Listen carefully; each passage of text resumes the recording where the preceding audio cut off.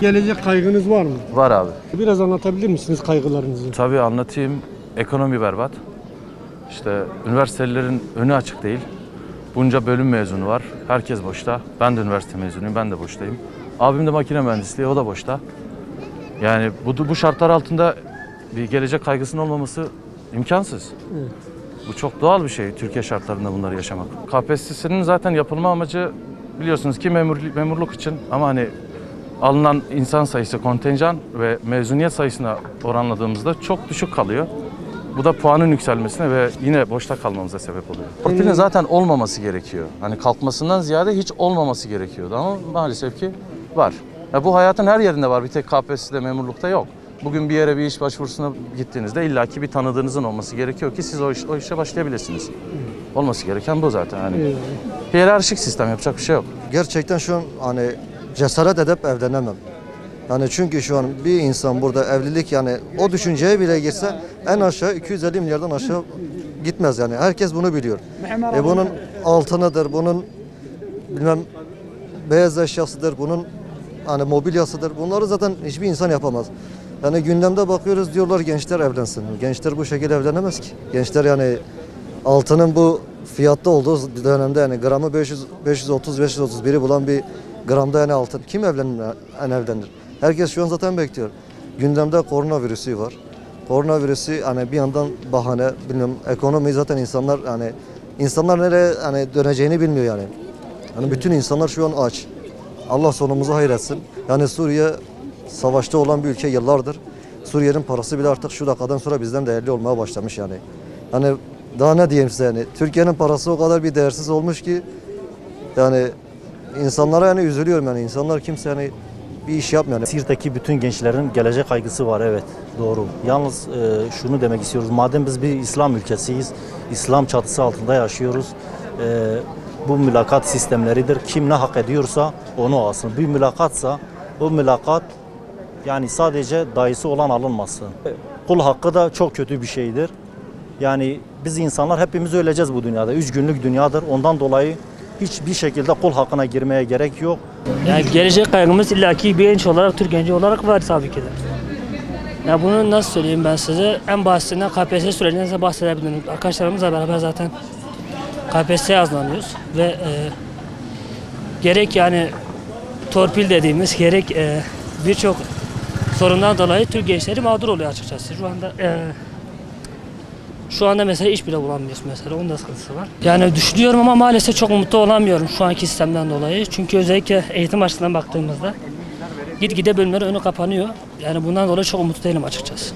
Öğretmenlik haricindeki birçok şeyde maalesef torpil var yani. Çünkü yuvalama yok. Yani 65 alan birinin puanı 85'e çıkabilirken 85 alan birinin puanı ise 60'lara kadar düşebiliyor. Bundan dolayı yani öğretmenliğe gelen sistem diğer alanlar içine gelmesini istiyorum yani. Kime öğretmen adayı olmama rağmen bunu söylüyorum. Başka arkadaşlarım için gerçekten öyle. Gençlerimizin bu konuda bilgisiz olduğunu düşünüyorum. Bence gençlerimiz eğitilmeli, eğitime açık olmalı, bilinçlendirilmeli, süreçler hakkında bilgilendirilmeli. Özellikle burada rehber öğretmenlerine çok büyük bir sorumluluk düşüyor. Ama ne yazık ki eğitim sisteminiz bildiğiniz gibi çok bozuk. Şu an hala toparlanmamış bir durumda. Örneğin polis ya da gardiyan alımında tabii ki torpil gereklidir. Çünkü ben öğretmenlikten önce bunlara da başvurmuştum. Puanım yüksek olmasına rağmen alınmamıştım açıkçası. Nerede eğlendiniz? Mülakatlarda hepsinde eğlendim. Yani puanım çok yüksek olmasına rağmen bütün mülakatlarda eğlendim. Herkesin her işe ne kadar yeteneği olmadığı takdirde girmesini doğru bulmam tabii ki. Mülakatın gerekli yerlerde doğru olduğunu düşünüyorum ama torpil işe karışınca tabii ki mülakatlar yanlıştır. İyi bir aile kurabilmek için, gelecekte iyi bir yere varabilmek için bu kaygıyı mecbur taşımamız gerekiyor. Yani bence zor, evet bu ülkede biraz daha zor ama insan istese her şeyi de yapabilir bence. Yani daha çok bizim kaygılarımız ekonomi üzerine.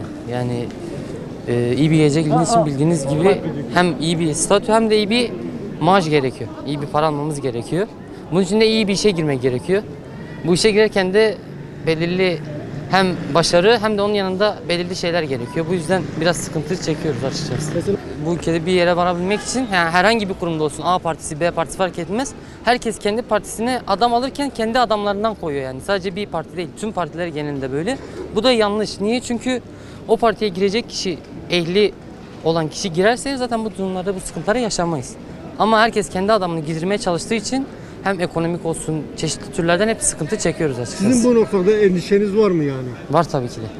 Yani gelecek için yani illa bir yere dahil olman gerekiyor. Kendi başların yetmiyor.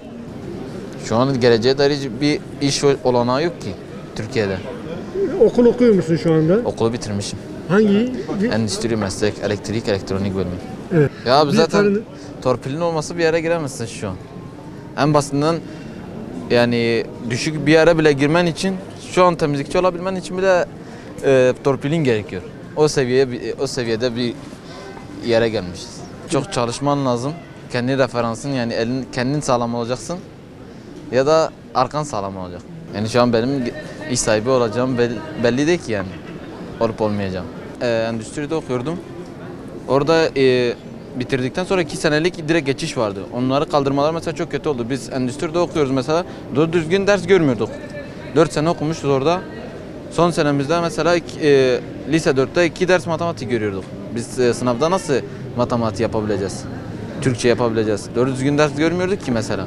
En azından daha önceden mesela 2 senelik geçiş vardı. En azından bir üniversite diploman da oluyordu elinde. Yani işe girebilmen için. Şu an öyle bir şey de yok. Üniversite seçtim, iktisat okuyorum. Herhangi bir bölüm kazansak da o bölümün bir garantisi yok artık. Ne okusak okuyalım falan.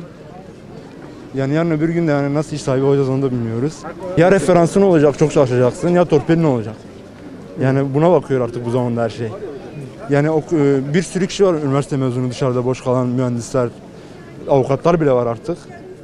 Yani o yüzden ne yapacağımızı bilmiyoruz. Kısa zaman içinde üniversiteye alım yapıldı biliyorsunuzdur. Temizlikçi için bile torpil gerekiyor artık yani öyle söyleyelim. Temizlikçi olmak için yani gidip yeri temizleyeceksin, bunu temizleyeceksin, torpil lazım onun için. O yüzden hani gelecekten çok kaygımız var yani artık yarın öbür gün iş sahibi olur muyuz, olmaz mıyız? Zaten olmazsak da hani ne evlenebiliriz, ne bir şey yapabiliriz. Bunları düşünüyoruz biz. Gelecek kaygısı maddi olarak abi. Kalkıyorlar, içinde insan sevgisi olmayan adamı hakim yapıyorlar, yanlış kararlar veriyor. Ya da doktor en iyi problem çözeni doktor yapıyor. Hastayla 2 kelime konuşamıyor, onu anlayamıyor. Yanlış yani. Torpil var. Mülakatlar niye yapılıyor? Sorduğu soruya bakmıyor ki, isim soy isme bakıyor. Ama bir şeyler yapmaları gerekiyor, bu sistem sürdürülebilir değil.